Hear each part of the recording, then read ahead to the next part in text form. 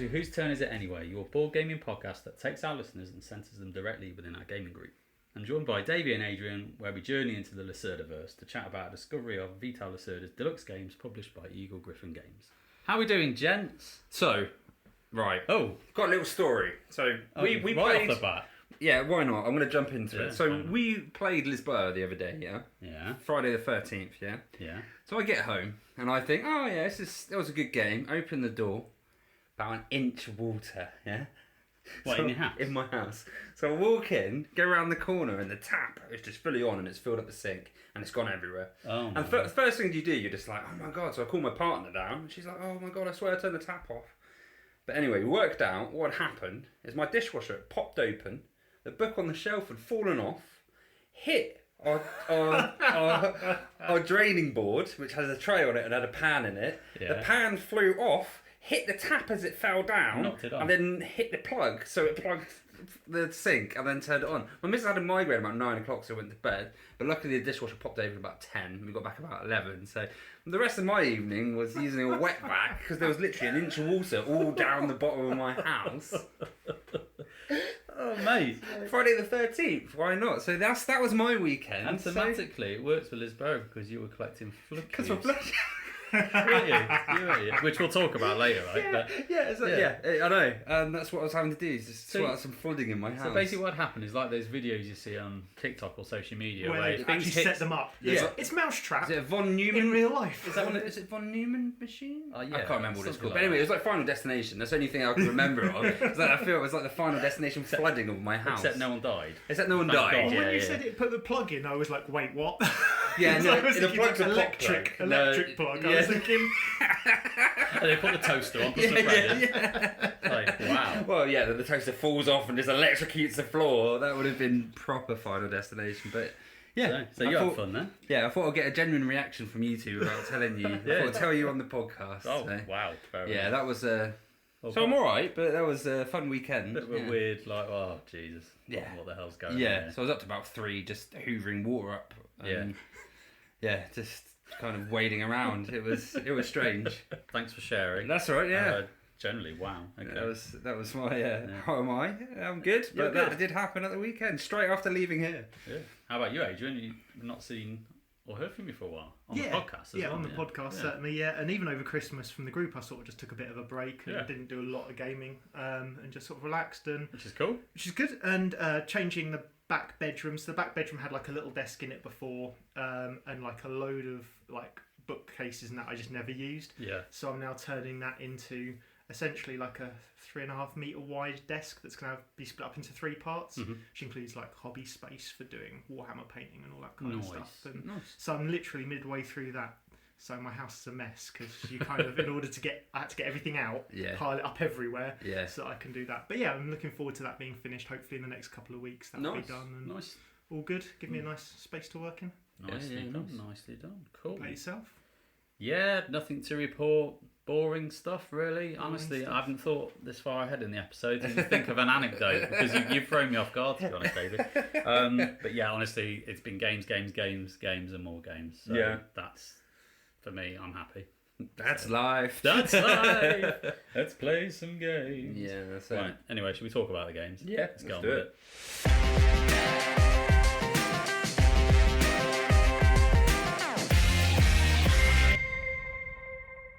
Now we get to our second term when we talk about Hex and all the games we've played. So, who's coming up first? Who's going? Adrian? Go on, then I'll go first. So, I'll talk about Castles of Burgundy. So, at GridCon, I played the first game of it. That was what, November, wasn't it? Yeah. I've played 6 games of it since then. Whoa! It's Do you even own the game? Yeah. Oh, you own it, Is it a bit of shit then? Is it a bit? Yeah. To be fair, the component quality isn't exactly great. What version are you playing? Because there's quite I've got a few. the anniversary one, the one that comes in the actual nice burgundy, like With the box keys on with the front. keys on the front and all that kind of stuff. 2019 or whatever So it was. but obviously GameFound's got a version on there that might be getting a late backing soon. There's no might about it, Adrian. We know you're going to do it. We know, and it's happening. Yeah, it's a great game. Again, you roll 2 dice on your turn. That allows you to take various actions. So it gives you a little bit of sort of quite tactical gameplay. You've got to have a strategy long term, but bit of tactical gameplay. You're forced by the dice, but you've got ability workers that can modify them up and down. You're just building out this duchy of like castles and mines and farms and all that lot, and everything scores you a little bit of points in a point salad style. Yeah, I'm just really enjoying it. It's a nice bit of strategy and tactical, and it's quite. There's a few tiles to have to explain, but it's a fairly easy teach, and you kind of just you get used to it as you go along. And quite often, your first few moves, they can lose you a few points, but normally you've got a bit of a hold of the game quite quickly. For a game that sounds quite RNG based or random based, it actually sounds quite fun. Like I like a bit of randomness anyway, I guess, but I don't like something that's too random, and it seems like you're dictated by your dice throughout the game. Yes, you are, absolutely. And you can, so there's routes in which you get loads of workers, and the workers give you plus or minus one to your dice, and dice go around the corner, so from 1 to 6 and 6 to 1. So you can go really heavy on that, and it basically means it doesn't matter what you roll, you're going to be able to pick whatever you want, and you can kind of go down that route if you don't particularly like it, but it does cut off other avenues for you. A couple of times I've just kind of almost not done workers and gone into the worker route and just gone with whatever the dice tell me to go with, basically, and just pick and go and just make a strategy as you go along. And I've won using both ways of playing. So yes, if you are totally against dice rolling, it probably isn't a game for you. But if you can stand the fact that it's dice rolling with some mitigation, then I think lots of people have tried it by now. But if you haven't, it's still worth a go, because it just has that nice bit of long-term strategy. You get to build out, it's that nice thing of looking at a board that you've built out and you've added all your little hexes on and all that kind of stuff. And just really enjoying it at the moment. I'm really keen. I'm looking forward to it. It's always been held as like a one of the main classics. And it's probably held as a classic for a good reason, because lots of people really love the game. So I am dead on keen to give it a try and give it a whirl. I think I'll like it, to be honest. I think be raiding the Castles of Burgundy soon. I can't wait. Yes. Well, if Adrian puts an event up and we can play. I'll go next. Well, I played Mansions literally yesterday. Mansions of Madness. I'm sure most people know what this is, but it's kind of an adventure game, slightly kind of like dungeon crawler-esque, I guess. But it's a co-op one usually, and if someone goes insane, but you just have to kind of explore, find clues, find out what's going on. And there's lots of different scenarios, little story scenarios. And last night we did the Masonic University, I think. And from the offset, I just thought, we're not doing this. This is not happening. Stuff was going wrong. People were breaking legs. Arms were getting ripped off. Like, it was just absolute chaos. I didn't move from my space because I was the only one with a gun for like ages, because stuff was just coming at us. And everyone was like, shoot. Just shoot him. I was like, this is all I've done for X amount of time. Tambo, just the game seemed to pick on him somehow. It seemed to know he was weak and just smell his blood, and was just like, any room Tambo was in, it was like, monster. But we ended up coming out of the other side, and it all kind of calmed down, and we completed it, and we won, which was so surprising. I was going to say, it didn't sound like that was going on. I mean, a winning Mansions is quite hard to do. Yes. Well done. Well, I went insane, and I picked the card up, and it was just like, you have to end with a spell, otherwise you lose. Even if everyone else wins. And I didn't have a spell, I was a dude with a gun.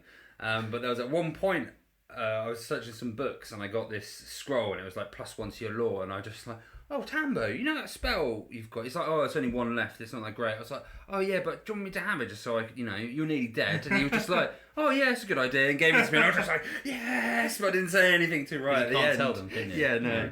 So and then right at the end, I was like, I had my spell. I won as well. But Tambo had a weird one because he went insane. His was just agree with the person to your left for the whole game. Oh, really? That's dangerous. Depends who sat on your left, I guess. Yeah, so dangerous if it's you.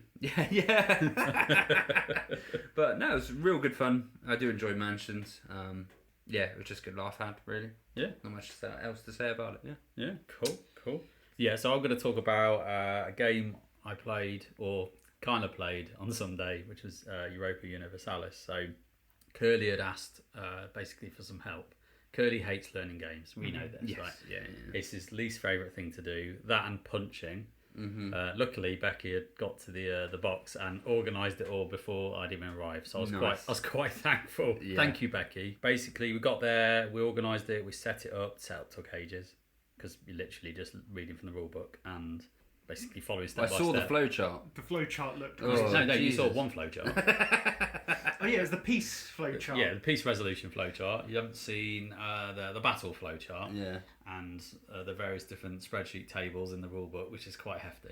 So, we got it to the table, packed it all out, watched a 50-minute video, which by the some of it was like, oh yeah, that makes sense, and some of it was like, okay. Yeah. So we got through that, and then we kind of literally just played around, back and forth, some actions, and we was always planning to not do the whole game because. Did you grab some spatulas for the unit pushes? You mean unit pushes? Yeah. No, you could have just used some kitchen utensils to do it. No? We didn't need it because it was literally just playing on the small map. For those that don't know what Europa Universalis is, it's basically a grand strategy war game, Civ-like, heavy bastard of a game that's based on PC. I think it originated as a PC game that a lot of people, maybe a lot of people enjoy. I don't know. I've never played it. No, it's quite good. It's got really good reviews. Yeah, it is known as like the flowchart or the statistics. Yeah. Graph of games. Is it like the Warhammer of Civilization games? Yeah, kind of. Yeah. So it's kind of based off that, but they've done a board game adaptation. So Curly was always nervous about this, even when he backed it and thinking, I don't know if I've done the right thing. And to be fair, it was a bit of a slog to kind of get through it and learn and try and understand it. But once we got through the steep kind of barrier and it started to flow and make sense, okay. I could see a lot of potential in the game. And it's just one of them games, it's niche. It's like if you take the pie chart of our hobby, who's this game for? It's for a very tiny slither of the kind of the hobbyists. So, but yeah, it's kind of like, you got your map of Europe, you're playing as like England, Spain, France, insert any other kind of European country, realm in there. And you look at the menu of actions that you have and they're broken down by like military actions, administrative actions, diplomacy actions, and you've got general actions, and then there's minor actions you can do off any of those. And then you've got cards that you can play actions off. And there's just symbols all over the place. But there's just so many things you do. It's basically a big sandbox, as you would expect this kind of game to be. You can kind of trade, you can... It's not that they've kept it true to the computer game as much as possible, which is quite a hard task, to be honest. It's very deep. But actually, we got to the end, even after all that hard slog, and I said I could sit and play this. Mm-hmm. I could see us playing this. It's going to be the biggest thing, isn't it? The question is whether Curly is going to keep it or not. Because he enjoyed it. I think he knows he will enjoy the game. His challenge with it is, will he get it to the table? Who will go along with the ride of learning it? And will it just be that kind of Twilight Imperium epic game that we wheel out twice a year? And will it be a bit of a git to relearn and come back to the table? So he's mulling that over. I guess the other factor is also going to be AP in between. Like, if people don't know the game, it's going to be a very to start with. Yeah. So everyone's got to kind of do their homework and approach this game before we play the game. Can we all come dressed as the leader of whatever nation? I think that would be encouraged. Yeah. Just get into character. But to be fair, when you do your action, it's quick. Yeah. Like, your actions are quick and they do zip round. It just didn't feel like it at the time because we were learning, going, right, I'm going to do trade. How's trade work? I want to do declare war. How does that work again? We set up a projector up and then have all the actions that you can do, like projected on the wall. And... Sounds like a plan. It has player aids. It has all the stuff, and I think it's a game that just needs learning deeply, and you need to put the homework in. And how many players is it? 6. Okay. Fine. Because we were also talking about how deep it is, and then you were saying, but the turns zip round, and I was like, well, are you going to spend most of your time thinking? if it's like 3 or 4 players or whatever. But if there's 6 players, by the time it gets back round to you again, most likely you've had a good long while to think about it. Yeah. As long as that's what you're doing. And not staring at your phone. It's your go, Adrian. What? Oh, yes, I will do declare peace. How's that work? That's usually what it is. But no, I kind of thought I'd walk into it and go, yeah, God, this is too much. It is a lot. But I can see there's a lot of value underneath it if people are willing to give it a go. I'm gonna rub my hands together. I think you'd enjoy it, Davey. Yeah, I think it'll scratch kind of that strategy itch, that wargaming itch a little bit. Yeah, and there's a lot of civvy-like stuff in there. The thing is, I like war games, but I don't necessarily always like the war element on war games. Like Warhammer, that's all it is. That's what you're coming for. That's fine. But I like it when there's a lot of other options to win as well. Yes. Usually. Like trade routes, diplomatic routes, and stuff like that. Just so that if even if you're getting dominated, you can pivot and you still can do something. Yeah, that's how the game kind of works, because you have what's called like player realms and non-player realms. So non-player realms are all the other kind of countries that are on the board that aren't players, and you can obviously start taking them over.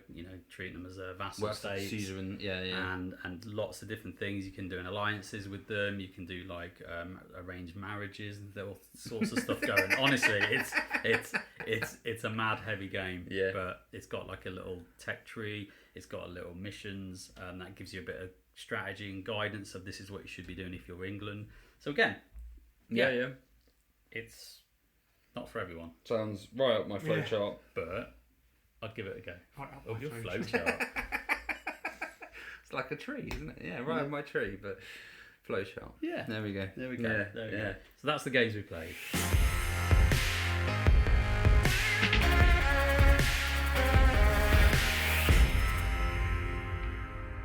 Now we're going to talk about our main event, where we enter the Lacerdaverse and talk about the Vital Lacerda Deluxe Box Games. So who's Vital Lacerda? Well, I don't have the biography on him, really. I've got a little snippet from Board Game Geek. Oh, really? So I can cheat. But essentially, Vital Lacerda kind of got into designing board games around 2006. So he tried to basically go freelance at that time and try his look at basically board game design. And I think from that point on, he's been dabbling ever since. And he's pretty much a big name in our hobby right now. And has been for quite a number of years, mainly because of the big deluxe box games that he's been releasing over 5, 6, 7, 8 years, probably even more so. And they're kind of known for being heavy, been known for being very intricate. And I don't know if it's like a status thing, but like when you say I've played a Lacerda, it's kind of like a tick box, right? In the hobby, we've played a Lacerda. Cool, we've played one. Whether you like them or not is a different matter, and we'll talk about. It's like the James Cameron of board games, isn't it? Maybe. I think a lot of designers have that, but because now a lot of Lacerda's games cost £100, there's like almost more gravitas put towards it because it is harder to find someone who's bought one, whereas you talk about Uwe or Feld or anything like that, that you can get their games for like 15, 20 quid sometimes, whereas like apart from some old like driver's edition of Kanban or whatever, all of these games are £100. So. But they're all worth that kind of money though, because the production quality on them is just insane. All the little wooden meeples all carved really nicely, all the artwork printed, all the artworks like really clean on the board. It's just, you can see why they are priced, and I'm not saying they're bad value. I'm just saying it reduces reduces the field of people that are likely to have got it to a table. Accessibility of the game. Yeah, definitely, and I agree with that. I was just also putting in the point that they are high quality. They have a high quality production value as well. Yeah, they're premium. Yeah, it's probably the word, isn't it? It's like they're premium games. And like you said about the quality, that even just like the cardboard chits they use, like they're just thick. Yeah, chunky. Everything's chunky, thick, good quality, and just a pleasure to bloody play, to be honest. So we've been dabbling and discovering his designs, or his latest kind of designs, and we've kind of focused this episode purely on his deluxe box games that Eagle-Gryphon Games produce, because we know that there are other ones that he's done. And there's some in the past that he's done that have been rebranded and reinvigorated into these deluxe box games. So we're just going to kind of focus the conversation on those. The massive caveat for this episode is if you're listening and thinking you want a detailed strategic expose on all of his games, that's not us. No. Maybe Davey a little bit, but certainly not the rest of us. Maybe. But this is essentially, we were excited to start dabbling in his designs, and I think we've all got slightly different entry points in, which we'll kind of talk about in the natural conversation. And I think we've all kind of been on our own journeys by going through those designs and plays, and just thought it'd be quite nice to round up our thoughts into this episode and essentially talk about those games. So what I'm going to do is we're going to run through in release order of these deluxe big box games and literally just chat about them. Give the brief synopsis of what the game is about, the theme, and what you're trying to do, what you're trying to achieve, and then chat about our experiences. It's as simple as that, right? We're going to roll through and round it off at the end. It's as simple as a Lacerda. It's as simple. Yeah, well, it's as simple as the concept, but maybe not as the rule set.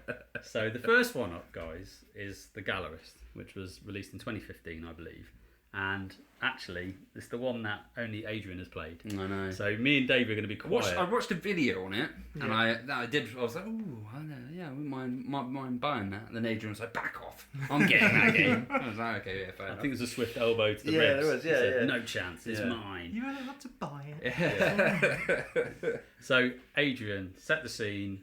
What is the Gallerist? What's the vibe? What's the theme? What's it all about? So, I think all of the Lacerda games we've played, it's 4-player, which I'm pretty sure they all are. I don't think we've seen more than 4 players. There's always 4 players and always the same player colours, I've noticed, in these these Eagle-Gryphon Game versions. It's got purple in. I like it. You vibe in the purple. Yeah, I vibe in the purple. Yeah. Purple, orange, green and blue. I think they're the typical colours that they have. Anyway, the Gallerist. So you're all a art curator. You've all got your own little art gallery, and essentially what you're trying to do is discover artists and display the nicest set of artwork and sell some of the nicest artwork you can find out of your own, sort of from your own artists and in your own gallery. Mechanically, how that works is there are 4 spaces, and you have these, again, high quality, thick, chunky sort of pawns that you put on the board in one of 4 spaces, and the spaces all kind of relate to different things: discovering an artist, buying art, improving an artist's reputation, going to auctions and stuff like that, all sort of general artsy sort of ideas. But the big thing is that if, when you put your pawn there, someone else's pawn is there, you kind of move it to one side and then put yours in the main spot. And when you've finished your turn, someone else can spend their victory points, their fame meter thing at the bottom, in order to follow that action and do that action themselves. So some of these games, not all of them, but quite a lot of them have a follow action.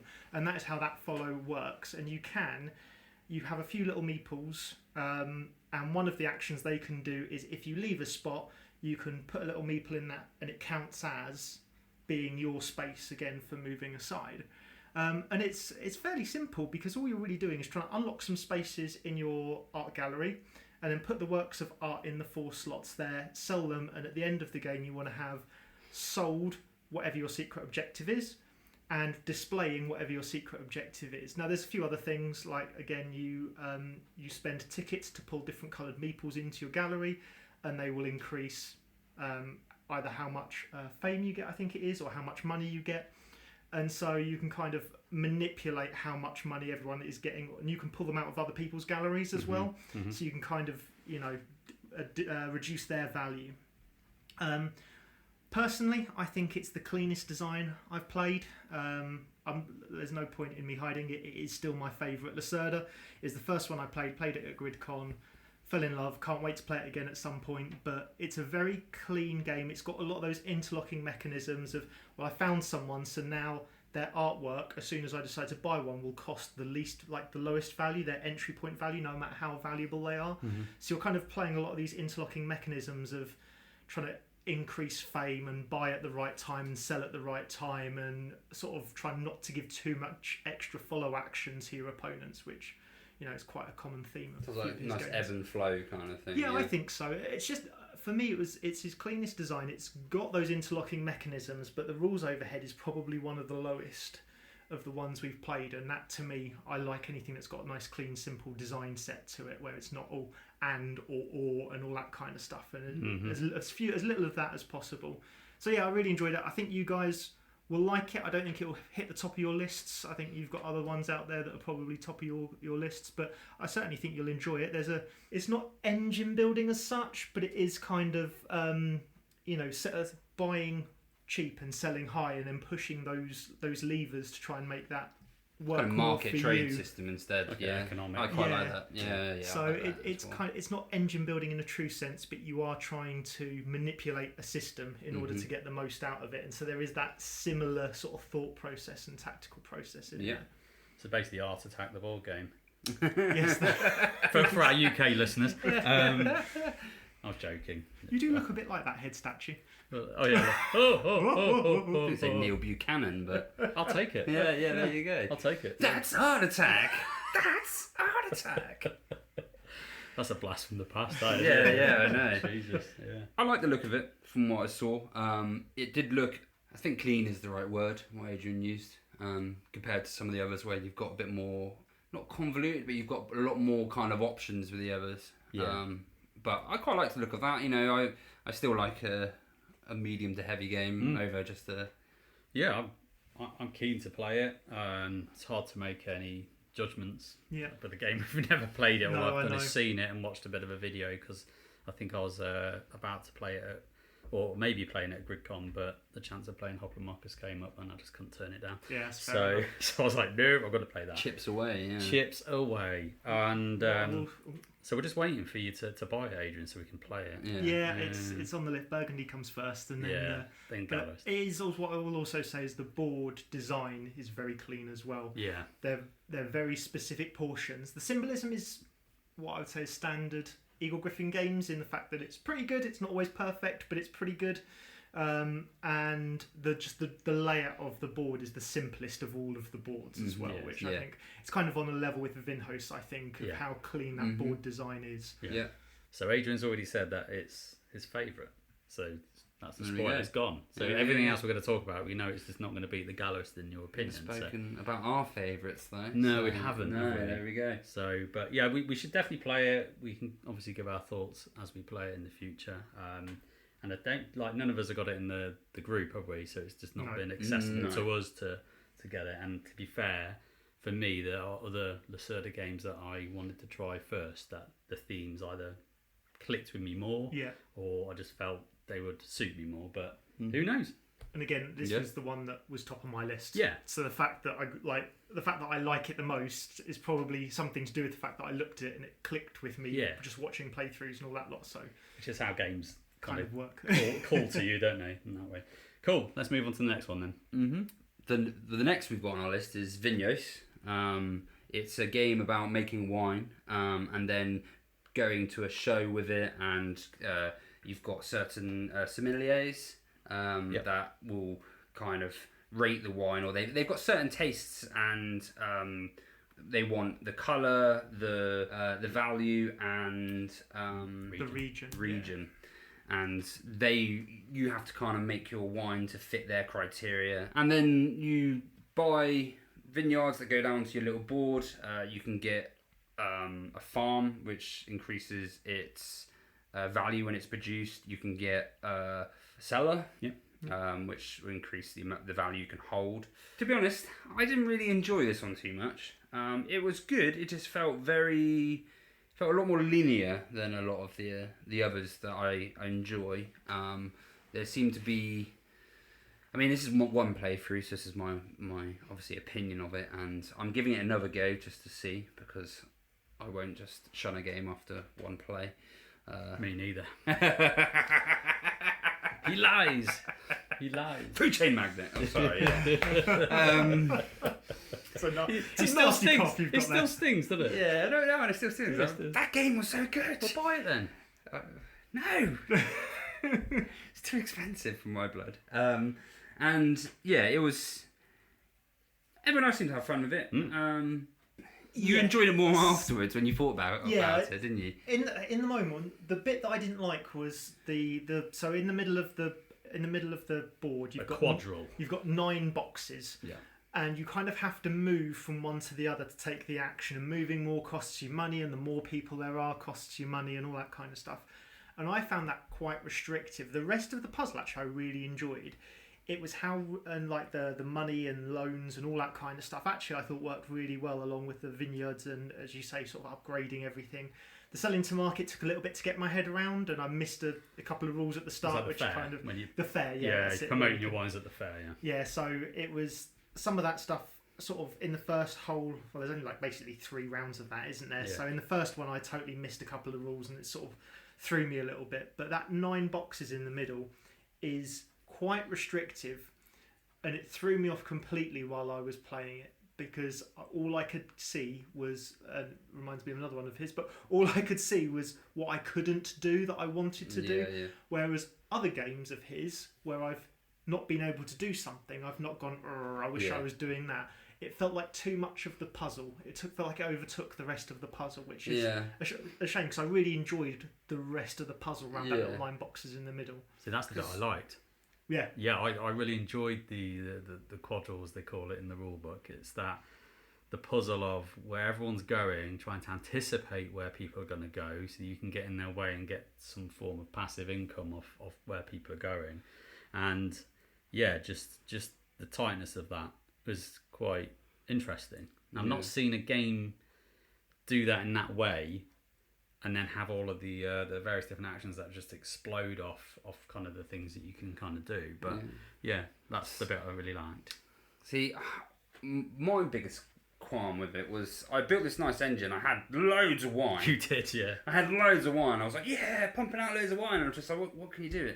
Oh, not much really. You can get some things at the end which we all take in turn with anyway. Oh, okay. So I'm just left with loads of useless wine as such. Well, it's not though, because the bowels bit at the end. Again, it's another bit I like about the game is when it's finished. Like when you go through all of the turns, the main game. If you got a lot of the bowels out and produced on those experts, you then have all these supplementary actions that you can kind of do. But I was still quite limited where I could go by the time, because a lot of it had filled up by that time anyway. So it was just. I know that's a problem with my game and not understanding it enough, but I prefer a more open game where I'm kind of given these tools which I can then make my engine and then do those things with that engine. Whereas I was limited for what I can then do. That's the only thing I can do with it. Even though it's a game about making wine, there's a lot more. It pigeonholes you a lot more than. It's definitely some of his other games. Definitely one of his most restricted designs. Yeah, which some people will enjoy because there's a bit more competition there, and I guess that's what it's meant to be focusing on, is that wine competition side of it, rather than I'm just making a shit ton of wine, drink my wine. Please. Yeah. And to be fair, that game when I go back to it, I'm going to have that view set, and I'm going to obviously try and change my tactics and go in a different avenue and see how it plays, and maybe I'll find I enjoy it more. But it's one of those where I'm going to analyse afterwards, and I'll give it a good go. Yeah, we'll see. But like with that game that we played, there was a tight game, but even at the end, it was close. Yeah, there was we were like 4 points in between first and last. It was just something like that. Yeah, maybe 6. But either way, I think 3 of you were. 3 of us one each. Point apart each. Yeah, and I was trailing, but by 2 or something. And it wasn't a lot. We were. It was all our first game when we played that one. All 4 of us around the table. So I'm sure again points always increase after your first game. Normally they do. Hopefully. So I'm sure you guys will get. So I'm not playing that game that you guys are. The next game you lot will. But same, isn't it? I'm sure you guys will hopefully see a bit more points increase and a bit more efficient use of your turns. Just as again, as we've kind of alluded to, for a lot of them these are 1 or 2 play games that we've had, and we're just enjoying them and talking about them, right? So there you go. That's Vinhos. I don't think it's anybody's kind of favourite in this group. Sits at the bottom for me, and probably mid for you, is it? Yeah, I'd say mid for me. Yeah, it's comfortably. I think it's comfortably the middle game for me. For you. Okay, so let's talk about the next one. So Vinhos released 2016, on to Lisboa released 2017. House flooding edition. The house flooding edition. Call back to Davey's kitchen with his miraculous book and pan plug sync thing going on. Anyway, that's it, still can't bloody believe that. It's mad. I know, it's crazy. Anyway, Lisboa. So Lisboa is. essentially set in 1755, and there was a massive catastrophic earthquake that hit, I don't know, in the 9s on the Richter scale. Apparently it's one of the kind of world's natural disasters that happened, and literally laid waste to Lisbon in Portugal, and decimated the town and city. So the whole game is focused around that event and the aftermath, essentially, of that event, where you are playing noble kind of leaders, helping to rebuild Lisboa, and utilising the various kind of damage and rubble from the earthquake, fires and floods that had kind of ensued after the event, and basically build up the economy of Lisbon over large periods of time. And essentially, everyone describes this game as it's simple to place it in its premise, where you play a card and pick a card up. But anyone will know a Lacerda game is never simple, and this one is pretty much one of his heaviest, I would say. It's right up there. And essentially, that's all you're doing on your turn. Is you're playing a card. You're either playing it to your portfolio, which is your kind of main player board, and that can either be tucked in at the top or bottom. I'm not going to go into an in-depth rules explanation, because we'll be here for about 7 years. I was going to say, I've got to go on at some point. Yeah. So, but essentially, you are developing your business. You're going to get some bonus of doing that, and then you can kind of sell your goods and resources to. It's like rebuilding the town, isn't it? Yeah, you kind of give them to like basically sell them to ships, get lots of money, and or trade them to nobles to do various different actions in the game, and then. Or you can kind of play the same card into the Royal Court, which is a place on the board where you can visit the nobles, spend influence, and then do the big boy actions of constructing shops, open public buildings, which is how you score based on the shops that you kind of open, and also get decrees, which are like endgame gold cards that you collect throughout the game. And essentially, that's the premise, that's the theme. It's very blue. Like, when you look at the board, there's a lot of blue in there, but anyone who's kind of been to Portugal or Lisbon like I have, you'll know why, because that's kind of how the city is with the tiles. It grew on me.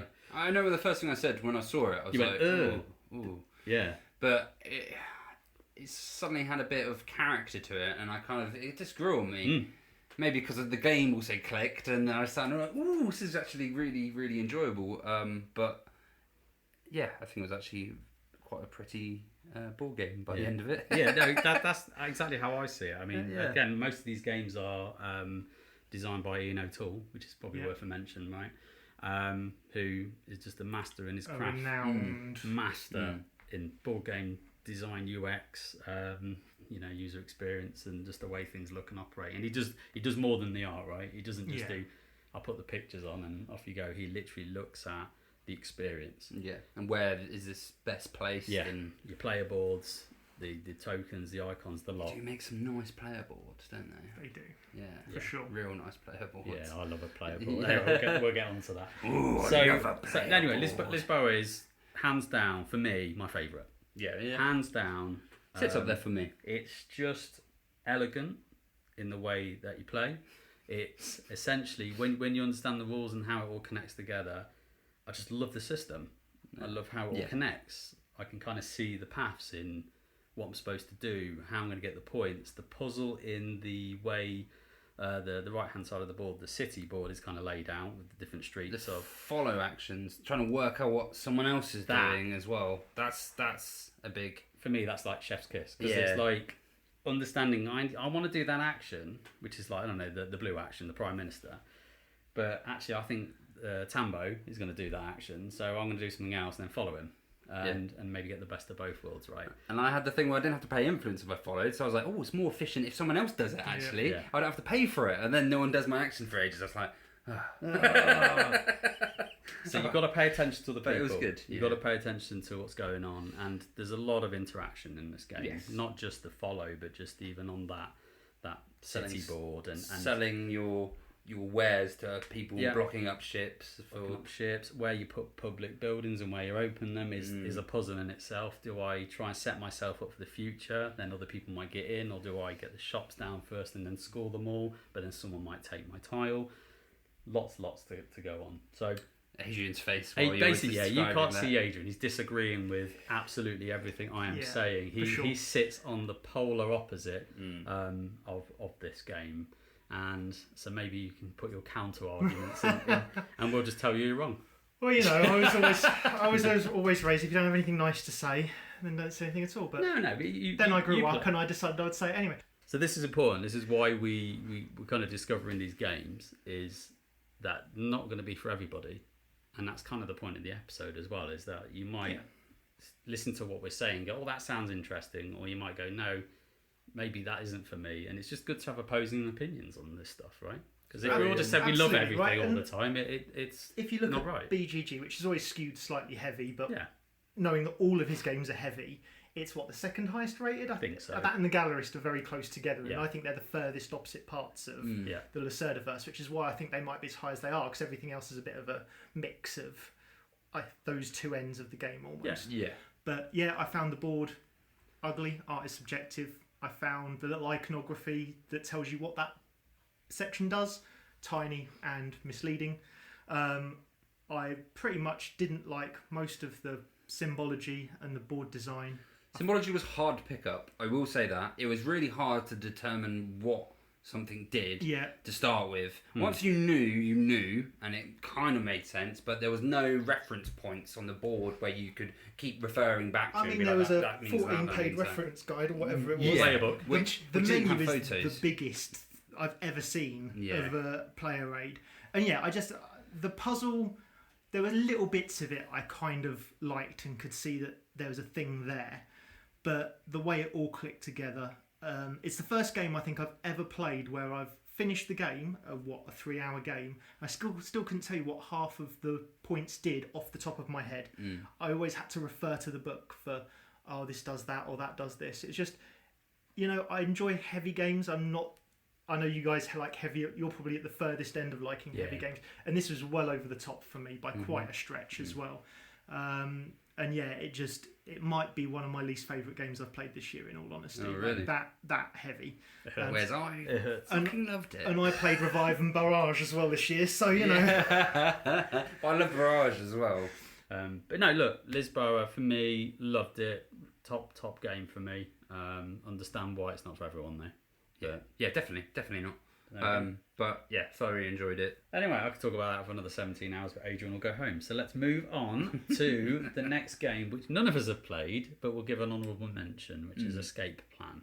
Yes. Which is in 2019. Escape Plan is essentially a heist game, I believe, and you all play as members of a bitch. You son of a bitch!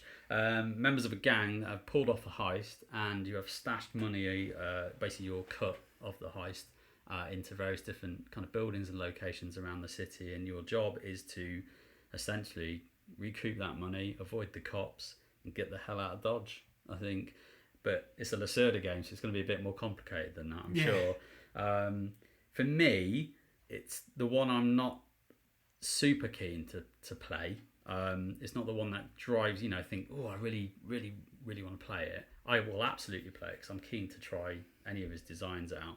But yeah, and I like heist movies and I like heist TV shows, so I think it would actually speak to me. But I don't know, there's just something about the actual mechanics. Or what I've seen that hasn't called to me yet. However, I'm sure many of our listeners may have played it and think it's really good. I don't know, but that's all I know about the game. Anyone else want to add in anything about Escape Plan that you know of? No, I don't. That's pretty much it, isn't it? That is pretty much it. I've watched half a playthrough. We will play it, but we haven't yet. Yeah. So apologies. So we're gonna skip on and move on to the next one. Adrian, released in 2020, I believe.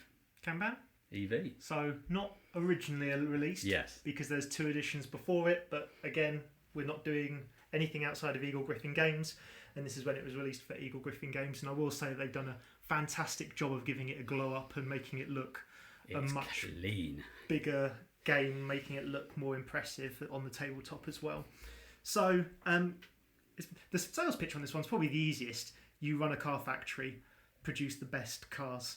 That's pretty much it, really, isn't it? So next, So the sales pitch on that one is the easiest. You are in a car factory, so you're looking at blueprints, you're looking at getting the parts, you're looking at testing cars and manufacturing cars, And all the time, she's not called Karen, she's called Sally. Sandra. It's one of those. She's a Karen, though, isn't she? She follows you. Well, she can be. Sometimes she can be nice. Only if you play the nice one. Only if you play the nice educated. one. Yeah. So if you play what's considered, I think, the normal version, which is Mean Sandra, she'll follow you round each department, and if you're in the department when she gets there, well, no, it's not. If you're in whoever's the lowest trained in that department, yes, will take some kind of penalty. They'll evaluate you. She whipped me all the bloody time. I got whipping all the time. I don't know how you still had the job at the end of it. I know. Yeah. She was like, Davey, you haven't done this. Davey, you're shit at getting past. She fancied me, really. That's all that happened. Yeah. That was it. It was look, like children at a schoolyard. She was just like, oh, stop it. Give it. I'm going to whip you into shape. She liked That's it. just your fantasy. I was going to say, getting into weird territories now. So each department has 2 locations, I believe, maybe 3. Yeah, something like that. But it different the further down the location, so you run down the board from top to bottom essentially, and you do each of those actions in turn, and in each department, if you've got the top one, you get to go first, but you have fewer action points essentially to do whatever you want to do. And as always, there are loads of interlocking mechanisms. You've got some cars with car parts, and you put them on the board a certain way to get more of one or more of another. And the same with pushing cars through. There's this little sort of track of how you can push them through to get the right car colour out that you want and stuff like that. There's a whole range of different bits and pieces. And then the main scoring part is the board meeting, I'm going to call it. Yeah. Is that what it's called? I think that's what it is called. It's very corporate. Yeah, it's very corporate. But there's a board meeting. Yeah. You get to put down certain... I really like this part, actually. Yeah. I did really like this part. You get to put down certain secret objectives and put your little speech bubble on it, which you have to unlock more speech bubbles as you go. And there's public ones, and again, so it'll be like, if you've got the most designs, you put it here and you get 3 points for the most designs and stuff like that, or 4 times every design you've got, or something along those lines. And so you're kind of playing this alternate turn and trying to block people, but also score the most points. And I personally really like that part because it is contentious, but it kind of, the 2 contentious parts are the worker placement, which is, to be honest, a fairly standard worker placement affair, and then this little scoring bit. And that's really where a lot of the contention came in. Yes, you could sort of manipulate where the cards were coming out and stuff like that, but that's where the 2 main bits sat for me. And yeah, I really enjoyed this one. I quite like just the thematics of the board meeting, which is basically you just bragging how amazing you are. Essentially, you're going, yes, I did really well, Sandra. I did all these designs, and I'm amazing. Can I have a promotion? and she goes, yes, you are. Have lots of victory points. And then someone else goes, I'm a bit amazing too. Yeah, you can have half as many. Yeah. It's kind of that, like, stop brown nosing, mate. With this one, I think it was a better game than Vinhos. So I think it sits above, but I had a worse time than Vinhos. Yeah, you had a rough time, didn't you? I felt like I was constantly just treading water with it, and just like I would like suddenly break the surface, get a gulp of air, then it's just like Sandra just went nah, pushed me back down, and I'm just like no, Sandra, why? So like it's very punishing. I made one mistake at the start before it had clicked, and then I was chasing. Because you can't go in the same space. Sandra blocks a space, and then everyone goes. And we were playing 4-player.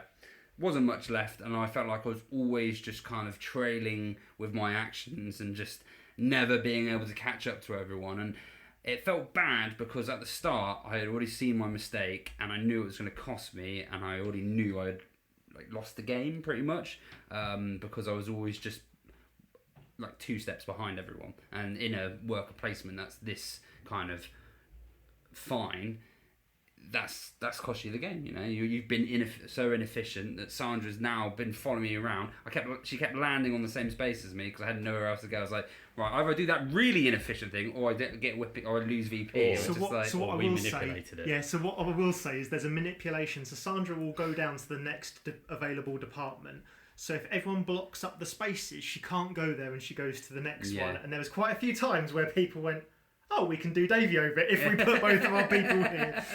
And that's... I'm not going to lie, I did that. I did it a couple of times as well. I was like, oh, sure, skip this department where I've not got a lot of training. If I go here, I don't need to do the thing, but she skips the department. I don't take any losing points instead. And it wasn't on purpose. I didn't go, well, then it skips Davey's, and that's perfect. But it now skips me. the department I'm worse at and goes to one where I'm a lot better at. And so there is quite a lot of that. There is, I think, as well, as you kind of say, worker placement where you can block off spots.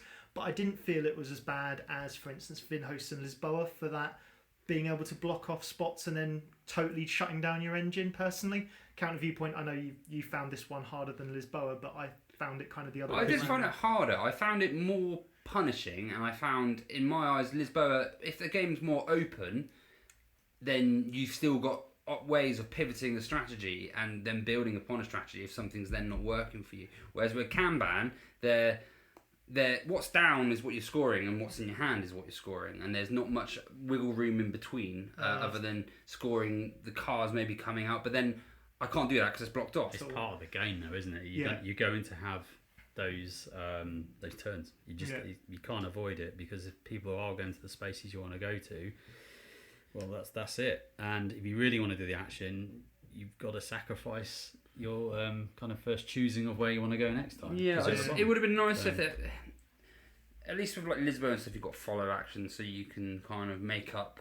Whereas Kanban doesn't have that. There's no follow action, and there's no. For me, there was no like way of me ever catching up, and I just didn't. I didn't like that as a mechanic personally, but.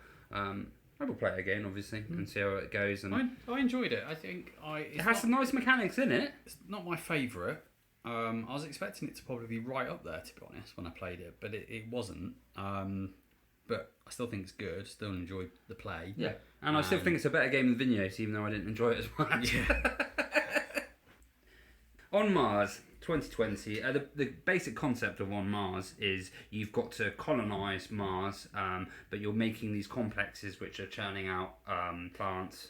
There's water, there's ore, so like just general mining ore, and there's oxygen. Yeah, I think and these resources, and batteries, and these resources will get you lots of different things. The main action system of the game is you've got in space, and then you've got on Mars, and you've got this shuttle that goes over, and you can kind of board this shuttle to go over and do these actions which give you certain bonuses, or you can stay where you are and do these other actions, but you have to wait till the shuttle comes back. There's other ways of getting back over, but usually that will cost you VPs. So it's got this real nice, like, tight little system of planning your actions ahead. You then have to plan of, actually it's better if I stay here because everyone else is buggering off, which means I've got more options here. You build the buildings which then go out on the board, and then you can build advanced buildings on top of that which give you little powers, so you can build this little engine up, which I thought was going to be more, but it's actually, you don't have to do it, but it does obviously benefit you if you do, because there's a lot of VPs and other things in it, but you could have a different game plan and just building your complexes and doing your research. You don't necessarily always need. It's good to have a couple, obviously, but these advanced buildings, and there's obviously another strategy. You build a load of them, but and then there's certain objectives which are done on this track, and this reminds me of the Lisboa building system, where if you build certain buildings out and you put your cube out, it goes up and you score points. But it just, to me, it just had it's a completely different puzzle in a lot of aspects, but it had a similar complexity, and it was quite intrinsic with kind of planning of what buildings you want to build and when you want to get it out, and kind of the timings of getting those VPs. Yeah, you got that life support system, or the LSS, right? So the LSS is always saying we need some plant buildings, we need oxygen, we need this, that, and the other, and that's kind of what you do collectively around the group to basically contribute towards the life support system to basically increase its level, right? Yeah, so which means you get better advanced buildings and everything starts replenishing. And it basically means that if you just build loads of plants, buildings out there in complexes, you've built a load of them. You're not really getting anything for it, victory point wise. No. You have to spread your, I say load, but you have to spread your. You've got to diversify your portfolio. Cleaner way of saying it. Yes. Yeah. So and there is, it literally, it's like, oh, here's all these actions, do what you want, and you're just like, oh my god. But I really like the puzzle in it, and the board little contention, and you can only build where your robots are, and you have to like move them over, and you start shoving yourself off into people's territories. Because when you build a building, it doesn't mean it's yours. Someone else can build an advanced. It's not until you build the advanced building on it that you've claimed it. Yeah. So Yeah, and the VP scoring for the scientists, which come out and means you can do your secondary actions for free or use other people's, but then they get to use it for free. I found it really nice, and I quite liked the puzzle, and I don't know what it is. There's something about it that just really clicked with me. So. Yeah, I mean, this was my first Lacerda game, so I've been wanting to play this one for a long time, because I like Mars. I like space themes. I do. I like any kind of Mars. Do you like a Mars bar? Yeah. I like anything with the word Mars in. I'm game. And yeah, just always liked the look of it. And Curly ended up getting the Kickstarter with the expansion, the Alien Invasion expansion, which none of us have played, so we won't even bother talking about that. But that was my first play, and I absolutely fell in love with it. Absolutely thought, oh my god, this is amazing. And the player boards helped. Not gonna lie, I'm a sucker for a player board. We'll talk about the next game, which has some very sexy player boards in it.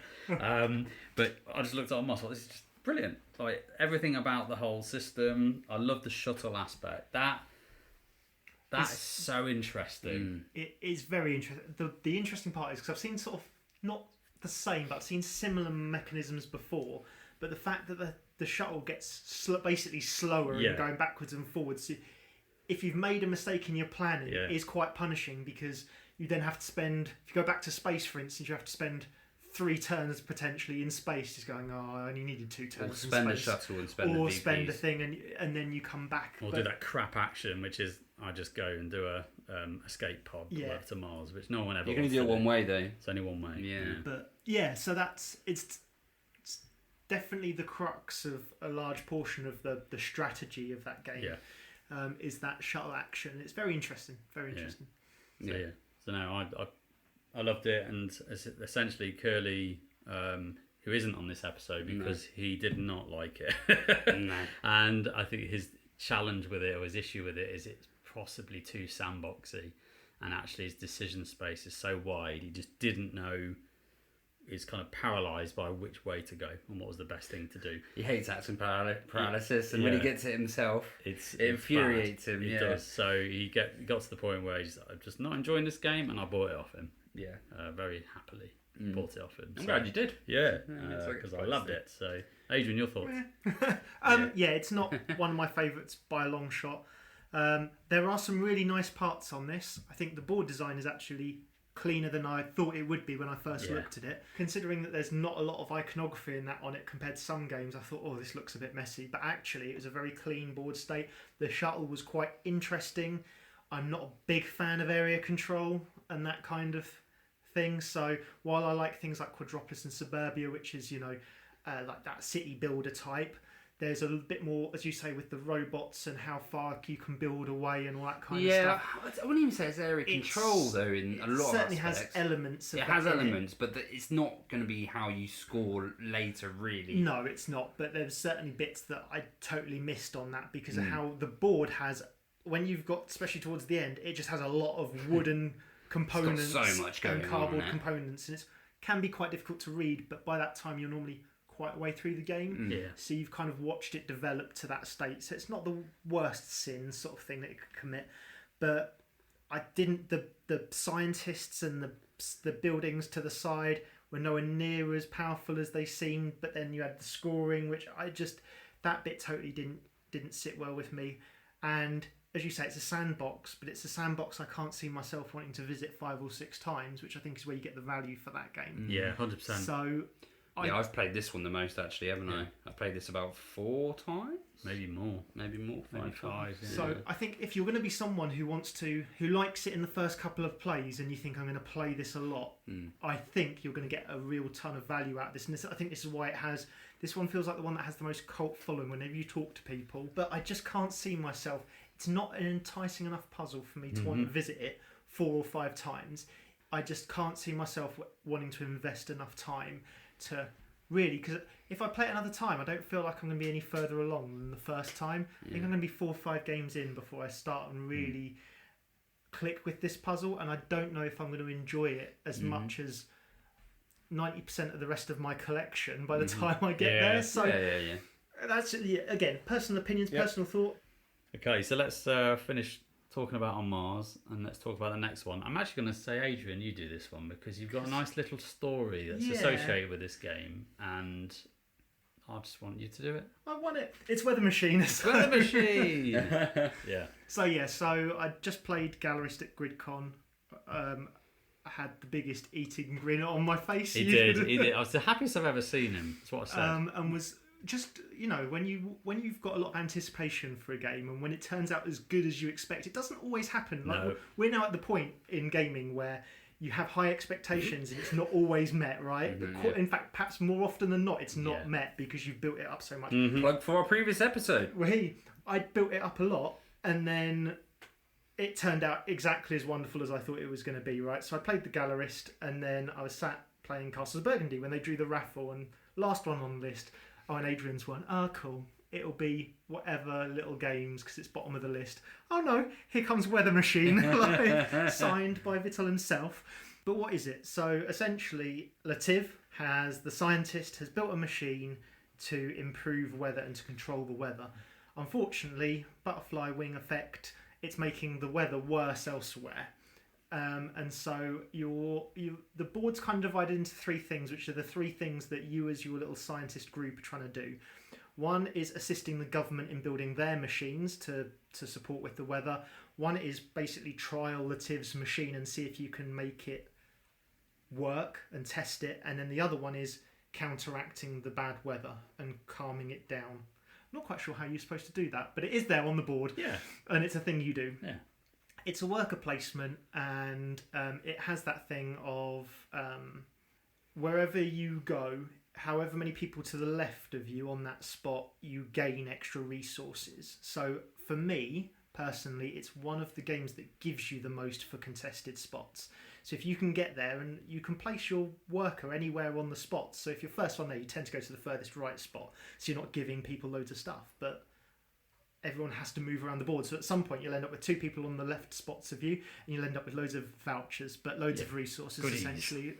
And then in each spot you're going to do something as well as your own little player board which builds the machine.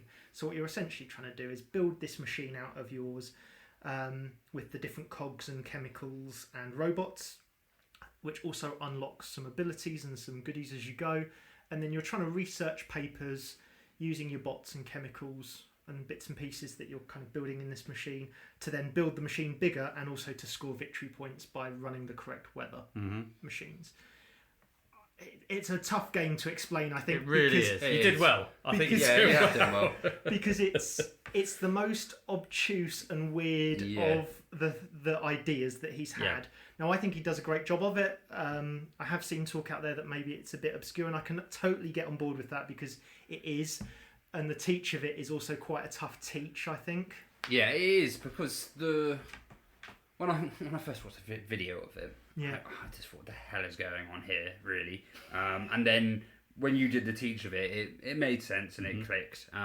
And I think the reason why you're meant to be fixing the weather is because you've previously made a weather machine that weather. Oh yeah, I agree. But how are you fixing it apart from running the machine? But you're not running the machine for that weather. You're just fixing the weather somehow. No, I think you've already built the machine though from your previous. You're running that machine. No, you're running the existing weather machine that Latif built to learn more about how it works in order to get the papers published to fix it. Yeah. I think that's the thematic. So I suppose that's the point, isn't it? Most of your victory points come from researching papers and then performing whatever it's called, a dissertation of some description, like when you've got 3 different papers of the different colours on it.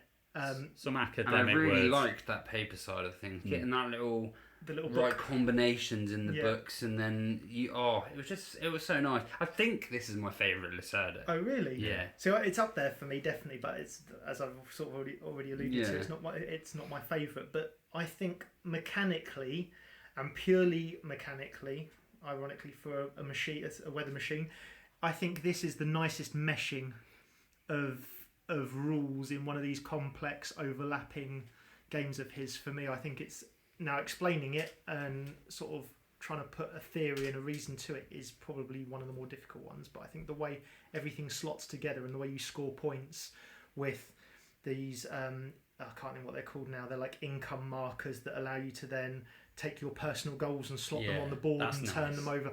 All of that stuff, and as you say, the player board is probably the nicest of the player boards in my opinion.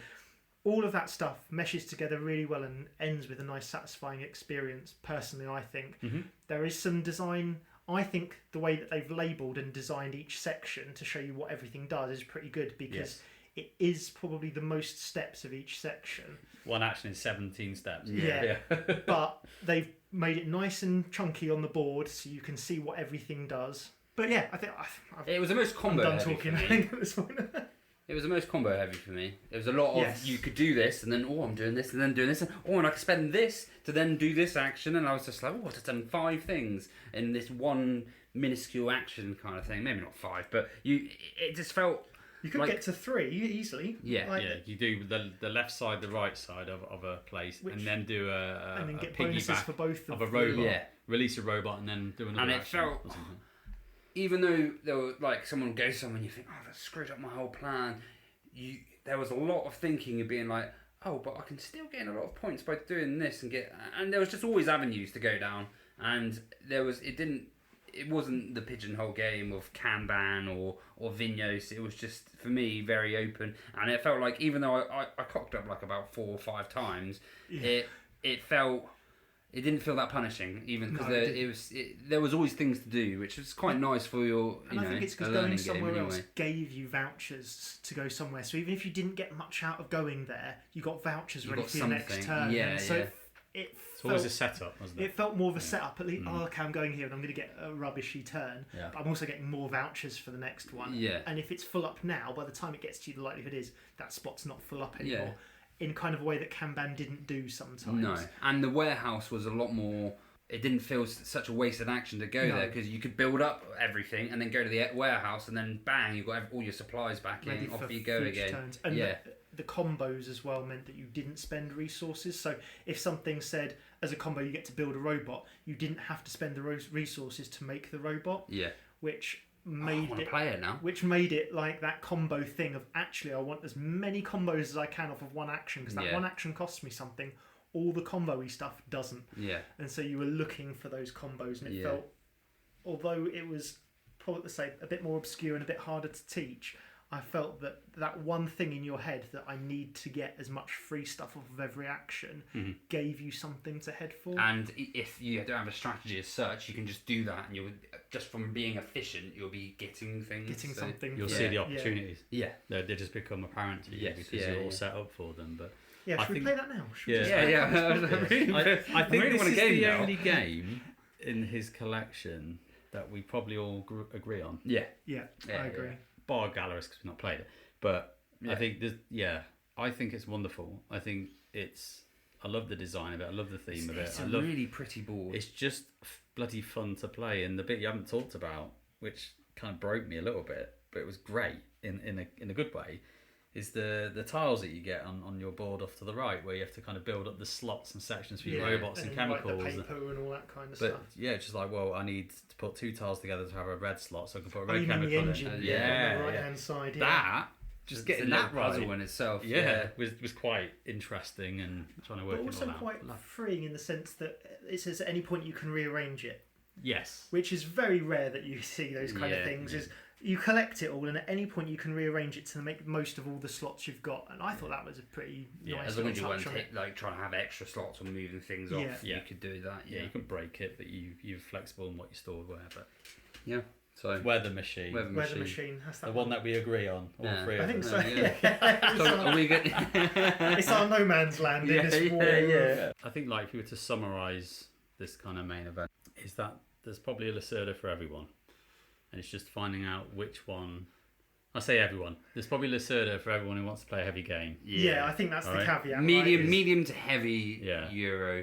I wouldn't even say it's not on the medium scale. It is towards the heavy. Medium to heavy to very bloody heavy. Very, very heavy. And that's my point. Is that I think if you don't like one, you might like another. So don't write off all of his designs because you don't enjoy one of them. Mm-hmm. I think you can say that about most designers, in all honesty. But certainly, I think. For sure, give it a go if you like that medium heavy. Yeah. Sort of give it a go. And the chances are you've probably looked at it and gone, maybe I'll give that a go. But we say it's worth it. I definitely think so. I definitely think so. So to wrap this up, the last thing to mention is his upcoming game this year coming in crowdfunding, which is Invention's Evolution of Ideas. Don't ask me what it is. I've not played it. No. All I know is that it's something to do with you kind of invent things on cards. You're then promoting, sharing those ideas around the world. And kind of getting involved and getting intellectual points. There you go. That's all I know about it. Vito, if you're listening, let us know more about the game. It got some lovely looking player boards. Yeah. I'm not going to lie. Well, I'm just sure the production quality is just amazing. Yeah. That is one thing you can agree on with all of it. And I know I keep banging on about it, but it's some of the best, isn't it? It is, yeah.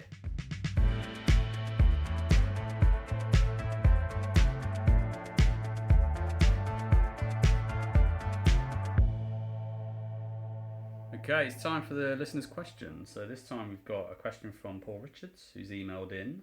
Friend of the show, Paul. Hi, Paul, if you're listening. Of course you are. So what is the oldest game that we've got in our collections that we still haven't played? And I'm going to kind of add a little bit to this because I don't have any. But it could be that you haven't played in ages. So what's the oldest game in your collection you haven't played, or really probably should just come back out because you've not touched it for a while? Who wants to go? I'll go if you want. Go on. I'm going to say one, but it's probably not ever going to come back out. I think it's a really good game, and I really enjoyed it. Oh, what is it? But there's a bit of drama that went around the game. Oh. 3 the Ages. Oh, yeah. Because it's a good game, but there is a lot of little caveat rules, and there's a lot of AP with it, but it is a really solid game, and I do enjoy it as a little civilization game, and you have to keep people happy, and it's got really good mechanics in. But I do think, because I played on the app first, and that's obviously a lot more streamlined when you play on that. And then playing it, even with 3 people, seemed to take an age. Too long. It was definitely, it was 3 the Ages. Yeah, an age that you had to go through. Yeah, exactly. I think I lost hair by the time I come out the other end. Curly lost interest with it completely, and then that annoyed me, and so then I was just like, get out. I didn't realise you were going to bring this up on the podcast. No, I thought it's just fine. We're both right with it now, aren't we? It's settled. It caused a bit of a hoo-ha, didn't it? Yeah. Between you. Yeah. And I think it was more. I was enjoying it, but no one else really was. There's a cloud over that game, isn't there? Yeah, in our group. But to be fair, like to round that off, for me, the digital version's better. Yeah, digital version is better. Because it takes away all the admin. All the crappy admin, which there is. And I will agree with that. And I can understand completely why Curly didn't enjoy it and wasn't enjoying it at the time, Yeah. But if you ask me, would I'd rather play Through the Ages or Civilization, I'd play Civ. Yeah. So it's kind of one of those. Yeah. Yeah, definitely. Yeah. But it's a good game to bring up though. That's it hits the nail, doesn't it? There you go. I'm going to be quick on mine. So the game I've played all my collection. I haven't got any. I'm quite fortunate. I don't have any Shelf of Shame or anything. The game I'm going to talk about is Game of Thrones, which is actually I think my oldest game.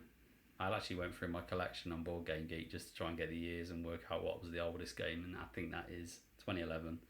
And I just like playing it, and I think got a taste of playing it again, and I really want to play it just on the Westeros board, and leave Targaryens out this time. People have nearly fallen out over as well. Game of Thrones. Yeah, but it's designed to do that. It's literally it's designed. expected. It is expected. I think it's encouraged more. There's been a lot of shouting and swearing over that game. But yeah, we should get that to table once a year, don't we? And I think when I first joined the group, you were talking about that game, and someone flipped a chair and got annoyed by it. Flipped a chair before I joined the group. No, we've not had that.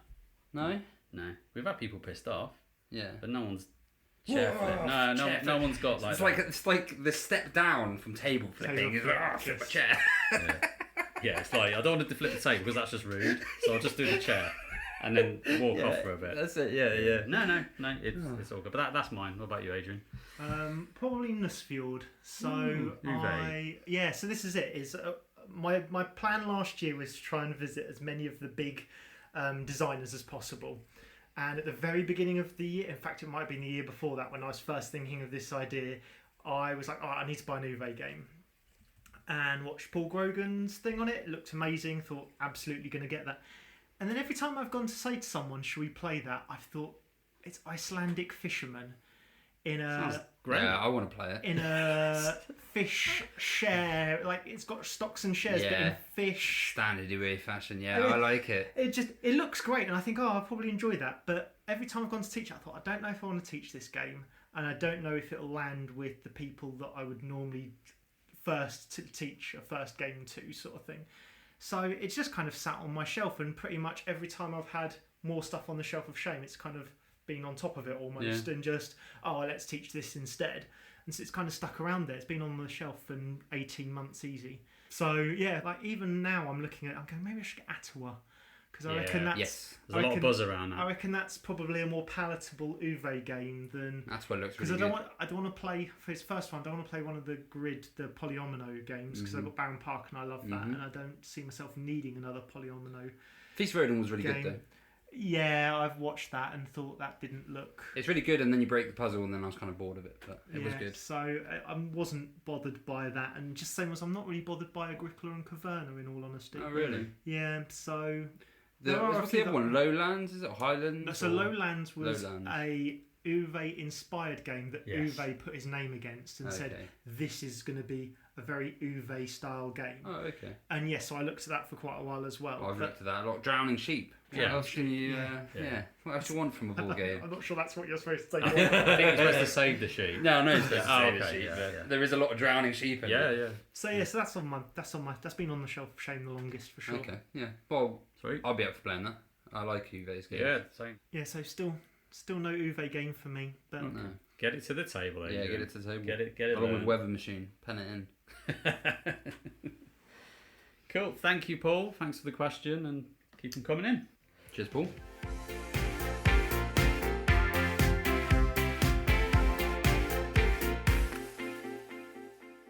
So now we're going to go to the penultimate turn, where we're going to talk about what's coming up, what we're excited for. I'm going to lead off on this. So I've just ordered Beyond the Sun. Oh yeah? Yes. Yeah. Impulse. Oh. Impulse. Pew! Off we go. So yeah, Beyond the Sun is space-themed exploration based off a big, massive tech tree. It's essentially the game is you playing on the tech tree, developing the tech tree as you go. And I don't know, I think the expansion was announced last week? Yeah, this week, last time. So, typical me. No, it was announced a little bit longer ago, but they released it on Board Game Geek. They've only really mentioned anything about it recently. So that's kind of went, oh yeah, forgot about this game, looked into the game, started watching videos, you know how it goes, snowball effect. Tech tree. Yeah, tech tree. I like tech trees. Who doesn't like a tech tree? And yeah, it just looks like an interesting medium weight game puzzle. Yeah. And, you know, probably not the most exciting of themes in terms of how it looks. It looks quite dry, but it's cool. We want to give it a go. I mean, themes never put us off really before, so I'm just intrigued by it, and yeah, the placement added extra really a lot of the time for me. But anyway, that's I'm really looking forward to getting that. I'm hoping to maybe bring it along on the games day that we got on Sunday, so maybe we can give it a little whirl early doors. We'll see. That'd be good. Yeah. About you, Adrian? This is a tough one because I've not got a lot of games booked in. So there's a lot going on at the moment, and so Nosford and Weather Machine. Right? so I've not really got a lot booked in, but there was a game I picked up in one of the sales which I'm kind of looking forward to. It's kind of been on my radar for a little while. It's just a little 2-player game called Targi. Yes. So if you've not seen it before, you have 3 workers on a grid, and where those workers over, so you get the bonuses for going like whatever it is around the edge, and then wherever those workers overlap, you also get those bonuses as well, and you can kind of block spots so people can't get the overlapping bonus they want. Looks really interesting. It's something I picked up. It's been on my radar for a little while, and I've sort of, and then it turned up in a nice. So it's been sort of on my intrigue list for a little while, and it turned up in a sale, and I thought, yeah, I'll buy that, and hopefully give that a go in the next couple of weeks to the table. Sounds good. Davey. I'll talk about this because I don't think I have talked about it. It was the Dune expansion. Immortality? Yeah. Well, I've played it already. Yeah. But I've got that coming up along with Darkest Dungeon. We do a standard of playing Dune, and then we play Darkest Dungeon afterwards. But I've got that coming up, so that'd be good. Yeah. Really enjoy it. Yeah, it adds a very small amount The strategy has changed a little with you being able to graph cards, because it obviously means you need a bit more of a draw engine sometimes. The draw cards have become a lot more, and luckily on the graph cards a lot of them do have a draw card as well. So, but yeah, it adds enough without it being like too much. It is quite slight. Maybe I would have liked a little bit more, but it's not an expensive expansion. It's just, it adds on to already a stunning game, so it's good fun. Yeah, I got my first play of it coming up, so I'm looking forward to that. Which I kind of stepped down because I thought I'm playing it a lot anyway, so I'll let someone else have a. It's very gracious of you, Davey. Yeah, you're not nice. That was too slow. No, too slow with the click. Yeah, oh god, it's full up again. Yeah, brilliant. Well, there we go. We got to the end.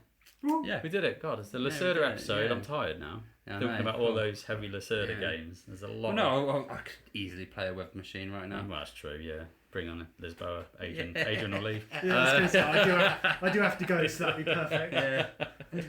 But no, look. Thanks for listening. Thanks for entering into the Lacerdaverse with us. And now it's time to kind of wrap up and close the show. So if you want to get in contact with us, our handles are our email, which is players@whosturn.co.uk. You can get us on the Board Game Geek. You can check us out on Facebook, Whose Turn Is It Anyway Podcast, Instagram @Whose Turn Podcast, and TikTok @Whose Turn Is It Anyway. And we'll be back again in 2 weeks with the next episode. So, whose turn is it, guys? Lacerda's turn. Yes, Lacerda's turn. Definitely. Latifs, yeah. It's fucking sad.